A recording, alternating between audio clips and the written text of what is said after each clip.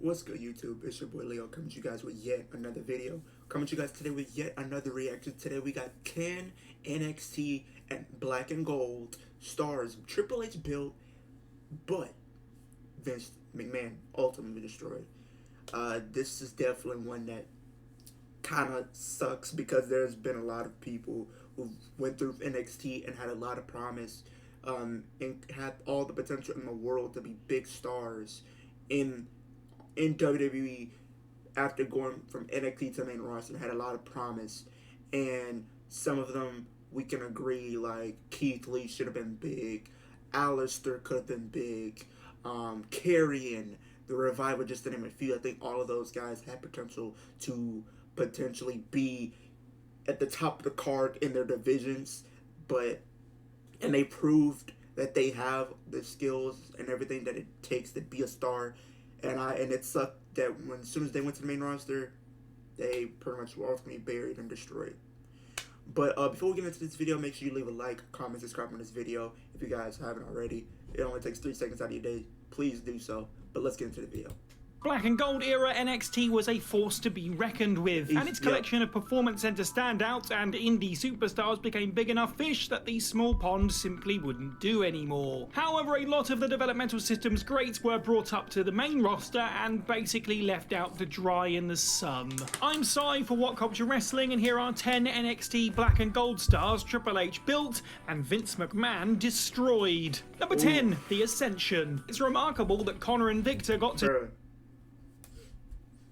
They were literally dominant in NXT. I'm not gonna even hold you. They were dominant in NXT, and as soon as they went, they were literally buried upon arrival. They were literally buried on their first day. Like, I think they had like they did like a segment with some of the legends or something like that. They were buried and never recovered. They could have been like a threat in the tag division, but boy, they were jokes. They were treated as jokes. To do what they did. And what they did was dominate the show's early years. Whilst the Scary Lads physically dismantle local team shtick is pretty overdone, the Ascension were at least fun to watch. For fans that weren't too bothered by their in-ring work, the duo were at least established as a great foe for a babyface team to eventually triumphantly topple. The Ascension held the NXT Tag Team Championships for a still unbeaten 364-day reign. But Vince's understanding of the Ascension was just like the Road Warriors, so they came to the main roster sporting leather and face paint. And then, for whatever reason, he decided that this idea should be laughed at. For the first few weeks of the team's high-profile run, the commentary team was instructed to point and make fun of how they were inferior to the team that Connor and Victor had been instructed to copy. It set a horrible precedent. Number 9, Adam Rose. Now, these kind of fun-loving gimmicks tend to have a ceiling with their placement on the card, but they kind of butchered him too. Even though people wouldn't take him serious as being like a top star or whatever the case may be, that's fine. Not every person has to be like the world champ. I think he could have been at least like a tag team champion at least, or maybe even like a mid card if he was given like a different gimmick to make him a little bit more serious. That's just me. Rose got over fast. He showed off his versatility to effortlessly play the part of the Russell Brand-inspired party animal and had incredibly catchy music to boot. After a year on NXT, he was catapulted to Raw. Here, Rose was quick to enter a story with one of his many Rosebud valets. The Bunny had been a tag team partner before he turned into an adversary. Whilst comedy is absolutely a part of wrestling, and this bizarre feud maybe had its moments, it didn't do anything for anyone in the long run. After a year on Raw, Rose had dismissed his lap-in friend and turned his back on his fun-loving ways. From here, he flopped between an artist gimmick, a gossip, and part of the ragtag stable, the Outcasts, until no interest in him remained. The party was truly over. Recordings just got better. Hey, it's Dana from StreamYard. I'm so excited to announce that Number 8, Emma. What's special about NXT is that it has a very dedicated audience. Emanating usually from the same location, it often has the same fans in attendance to the point where these people have absolutely become part of the show. The Australian star's awkward entrance ramp dance to her bleepy bloopy this is one of the women that that does stick out, because I feel like if you go back and look at her, like some of her Impact run, like when she's Tennille Dashwood, she's proven that she has the ability to be a top star if given the opportunity and the chance to do so. Now, it sucks that she's probably not going to get that, because she's pretty much, as soon as she came back, she really hasn't done nothing of really importance as of yet. But hopefully that does change, because she does have, some type of credibility to be, a top star. She definitely deserves to be, or at least if they bring in a mid-card title, which they need to do so, I think she definitely can be somebody I can see holding, one of the title in the future. Theme music had gotten spectacularly over amidst NXT's local audience, but in front of a massive crowd with no prior lead up to it, it meant nothing. Beyond the first few weeks, it was clear Vince and the writers' room had no plan for Emma's trajectory. After a second stint in NXT crafting a solid heel gimmick, she returned to Raw and SmackDown only to be underutilized. This was dropped, and audiences were then given an extended tease for the makeover dubbed Emmalina. This flirty gimmick was totally unproven and then abandoned before it made TV. As such, Emma came out onto the ramp and basically... This was so confusing. You literally had her come up with a new gimmick, which was Emmalina. Only lasted pretty much like a day, and as soon as she makes her, return or her debut as Emmalina, she just says, now you're going to see the transformation from Emmalina to Emma. Like, what? You've been doing vignettes for like months about this, and as soon as you pull the trigger on it and actually have her make her debut, you scrap it on arrival. Like, let things play out. At least if they don't work, you could at least say you tried. But doing this is just confusing and a waste of people's time. Shrugged it all off. Emma's WWE career is one sadly marked by transparently half-assed booking decisions. Number 7, Retribution. Whilst Retribution didn't exist in NXT, each member at least had some amount of appearances in the Black and Gold brand. Shane Thorne was a part of TMC. Oh boy. Boy, did this have some promise in the beginning and flopped quickly. I'm not gonna say too much. 61, an underappreciated addition to NXT's tag division. Mia Yim was a stalwart of the brand's women's division. Dominik Dijakovic always delivered, especially in his captivating feud with Keith Lee. And Mace appeared to be a promising prospect. However, the margin for error is a gulf that T-Bar, Mace, Slapjack and Reckoning tripped and fell into. A total lack of stories and credibility made them feel as though they were the latest incarnation of the Job Squad, which turned out to be essentially correct. The group wound up wasting the main roster chances of Dijak, who has returned to NXT, and Thorne, who jumped to a Crocodile Dundee gimmick for a cup of coffee before he was out the door. Yim might be performing as Michin now, but she did get released between now and then. Ironically, only Mace, who had limited NXT appearances before this, really managed to survive the disaster and the after effects of being in Retribution. Number 6, Tyler Breeze. A solid start in FCW. Tyler Breeze, bro. I've seen his stuff in NXT. They should have pushed this guy to make this guy NXT champ. Honestly, he should have been NXT champion.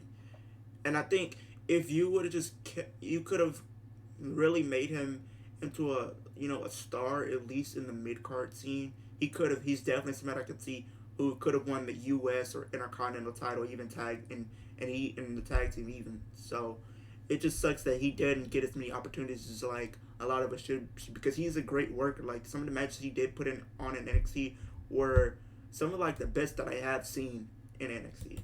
W led to one of NXT's strongest first characters, with the selfie stick wielding narcissist leaving his mark on the promotion. It goes to show not only the trust Triple H had in Breeze, but also his placement on the card that he was the worker approved to go toe-to-toe with Jushin Thunder Liger. The Japanese cruiserweight legend had 2 matches in WWE in his career, and one of them was against Prince Pretty. Not long after this, Breeze headed to the main roster, and it became apparent very quickly that Vince didn't really care for him in the same way that Papa H did. Breeze had his his own little cordoned off seating area ringside for a couple of weeks where he sat and cast judgment alongside his new valet Summer Rae, which honestly were promising ideas. And then he lost his debut match against Ambrose, went on to lose his debut feud against Ziggler, dropped Summer Rae, and immediately went into the dreaded losing streak gimmick. Breeze found his footing here and there with the likes of the goofy brilliance that was the tag team Breezango, but that wound up being another example of untapped potential when it trailed off. Number 5, Karrion Kross. In truth, Karrion Kross was never the huge star that he was supposed to be in. Karrion Kross in NXT, this guy was treated like a monster. A monster, mind you.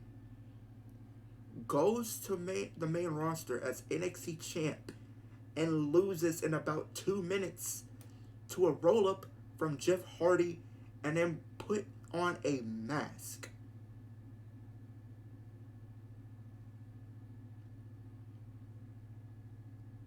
A sex mask at that.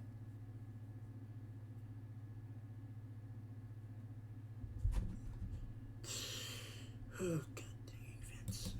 NXT. As champion, he was certainly put in the tough situation of being the de facto face of the brand during one of the toughest periods, but more than that, he felt like he was an odd fit. Still, he was given a killer presentation and booked as a legitimate threat. Kross's run in NXT was quite a short one before he was drafted to the main roster. At the very least, maybe it was here where things would start to make sense, right? Well, how does a 90-second debut loss to Jeff Hardy and the most nonsensical gimmick change ever strike you? Yet another example of Vince's Legion of Doom obsession. Kross was put in red and black straps and a mask. Instead of an imposing road warrior though, he looked like he'd fallen out of the closet of a dollar store fetish shop. It was embarrassing to watch, so goodness knows how Kross didn't just disappear within himself on that ramp, as he could hear the crowd laughing at him. Still, even now the WWE booking team have a lot of work to do to come back from this rancid memory. Number 4, Shinsuke Nakamura. When it happened, Shinsuke Nakamura signing with WWE was ground-shaking news. The reveal that the King of Strong Style was coming to NXT was a little surprising because it felt like a massive downgrade to go from performing. They have been using him a lot more,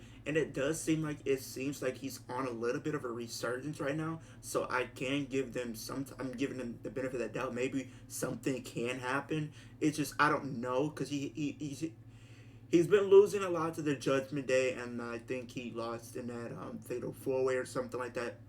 But he did compete in Money in the Bank, so.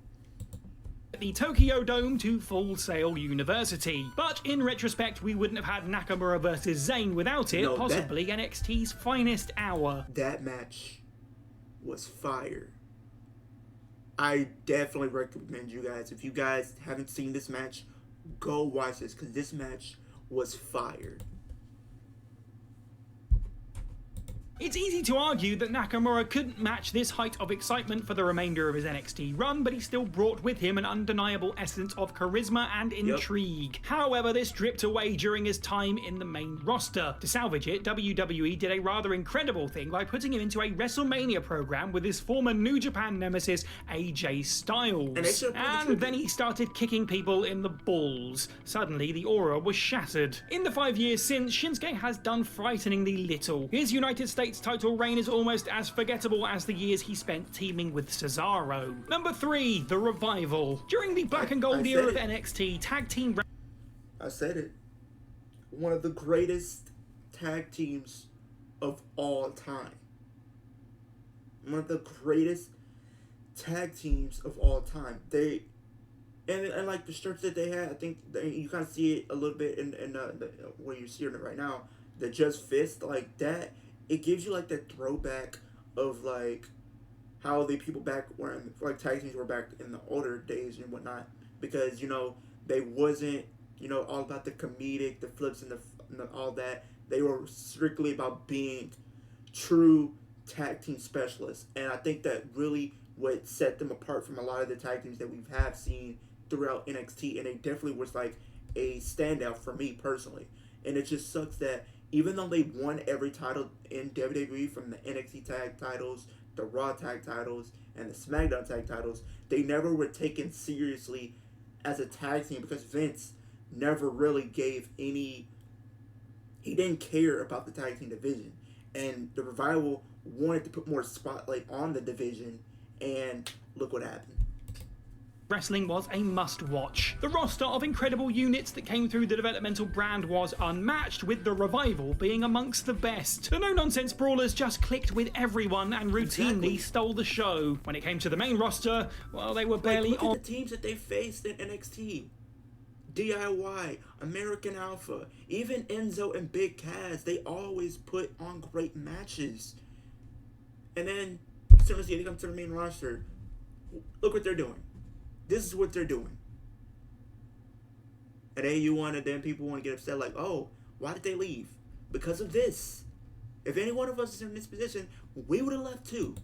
On the show. Now, wrestling is silly, and some characters can do comedy and absolutely either get away with it or find their calling. Hello, Kurt Angle. But not even WWE's best comedy characters could make what the Revival were given work. Their run in WWE is unfortunately painfully remembered best as the tag team that apparently deserved mockery when the Usos found them shaving each other's backs. Comedy gear leaked of the pair in brightly coloured bandanas and red lipstick is genuinely unbelievable. From a total joke to being regarded as two of AEW's top guys. Number 2, Sasha Banks. Under Triple H's watch and the profound influence of Dusty Rhodes, it was clear that Sasha Banks was going to be It's crazy when you think about it.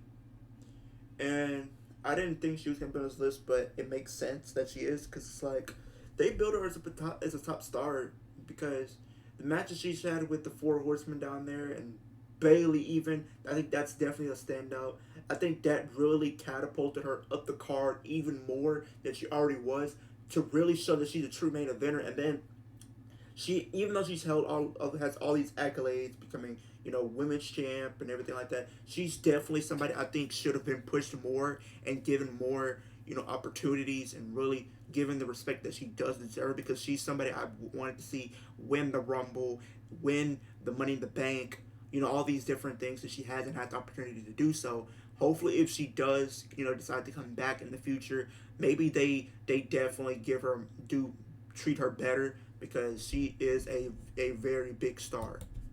A major player. She connected with crowds of all sizes, worked some of the finest matches in NXT history, and became a sign of the change to come within WWE's women's division. Unlike others on this list, Banks had undeniable success on the main roster. By the time she left WWE, she had a combined 6 reigns with the 2 women's top titles, and closed out night 1 of WrestleMania 37 alongside Bianca Belair with a match of the year contender. However, reports of Banks' apparent unhappiness weren't uncommon in her final run, as she tried her darndest to make the women's tag division a meaningful place, despite playing for the 11th hour booking. Banks' breaking point came on May 13th, 2022, when she and tag partner Naomi dumped their belts on the desk of John Laurinaitis and walked out. Vince McMahon's chastising words of disappointment came out of Michael Cole's mouth on commentary the next week, adding further insult and likely burning their own end of the bridge. 6 months later, Banks, now as Mercedes Moné, debuted in Japan and won the IWGP Women's Championship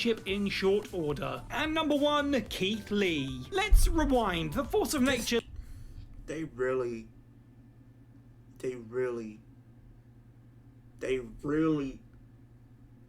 shot themselves in the foot, because this guy, Keith Lee, was a star. Go back to Survivor Series 2019. The guy was the last one with Roman. That really put him over. This guy became the first man in NXT to hold the NXT North American title and the NXT Championship simultaneously. The guy stood toe-to-toe to Brock Lesnar, and I was there when he came out and confronted Brock Lesnar in the Rumble. Everybody lost it. I lost it. They should have they could have pulled the trigger on this guy. This guy could have been a big star. This is somebody that you can possibly believe can beat Roman Reigns and take the titles. But they botched it, and he couldn't recover. And then I get some of it. It might be a little bit of on him because of the illness and stuff like that. But it's really not mostly on him. It's really on WWE for the booking. Like, you book this man and start changing his attire, start changing his presentation, and then you gave him Keith Bearcat Lee? Really? And you turned him into a heel? No. No. No. And when he first came in, I was okay with him, being someone in the mix with Drew and Randy. He beat Randy in like one of his first few matches in the WWE. Well, not WWE, but on the main roster. That he had become on the indies, Lee appearing in NXT really just seemed like a foregone conclusion. Sure enough, he came, he saw, and he kicked ass. Everything about the big man was over, from his persona to his music to his hard-hitting but agile in-ring style. He remains the only man to hold both the NXT Championship and North American Championship at once. So his debut on Raw in 2020 spelt out the rest of his time in the company plainly. His original theme that featured himself on vocals was replaced with a cruddy 2-minute rock riff. He was wearing a singlet that just screamed, "Vince has a problem with my size." And Pretty eventually much. he started going by the moniker Bearcat Lee, proving that the Limitless One had no control of his own destiny. Shortly thereafter, he was released from the WWE, marking the end of one of the most hard-to-watch downfalls of a hopeful star ever. Whilst Keith Lee might have been the only man in NXT so far to hold both those titles at once, he narrowly missed out on featuring in our 10 best. Bro. Yeah, man. They clearly don't know title in this year, because that guy is talented. And it sucks that the AEW isn't really doing with them too much with them as we speak, because the guys should be at least going after, like, from the mid-card titles or even the world title at least at some point. Like, do something, put a title on him, do something. The guy screams charisma. The guy screams talent. Like, come on now. But comment down below. Let me know. Who do you guys feel like was built? Who do you agree with a lot of these people on here? Who do you think should have been on this list? Leave that all down in the comment section down below. We're on the road to 600 subscribers. We're at 592 subscribers right now. So if you guys do love the content, please leave a subscription to this video. Leave a subscription. Also, leave a like. It definitely helps out in the algorithm so more people can see what I'm doing over here on YouTube. Leave a comment. I love having dialogue with you guys in the comment section. It only takes 3 seconds out of your day to hit that like button, to hit that subscribe button, hit that post notification bell, to keep up with all my videos. You never know when I'm posting another video like this, or a rant video, a live stream, any type of video. You guys definitely be in the loop of things when I do drop a video. But I appreciate you guys kicking with me, and I'll see you guys in the next video.